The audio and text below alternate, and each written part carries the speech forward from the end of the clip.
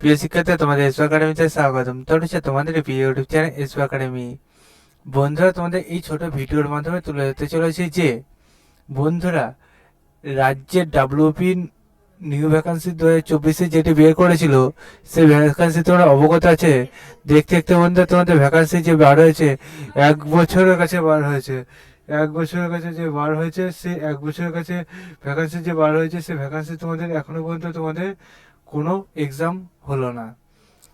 বন্ধুরা, এই যে এক্সাম হলো না, 1 সপ্তাহের মধ্যে তোমাদের এক্সাম হবে।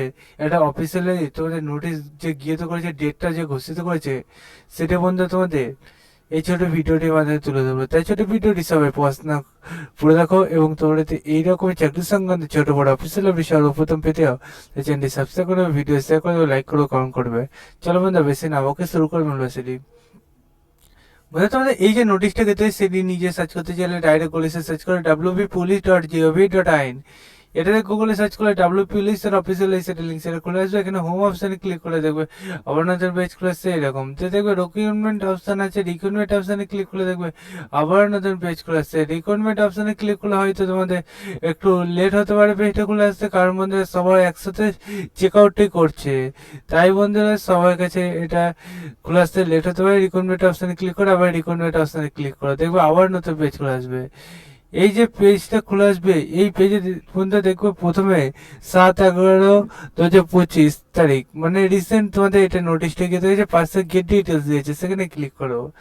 তাহলে দেখবে বন্ধুরা, তোমাদের এই যে এক্সামটি হচ্ছে, সেই এক্সামে তোমাদের যে নোটিশগুলো গিয়ে করেছে, সেগুলো চেক আউট করে নিতে পারবে। দেখতে পাচ্ছ তোমাদের 7/11/2025 তোমাদের 1 2 3 4 5টি তোমাদের নোটিশ গিয়ে করেছিল তোমাদের এক্সামের।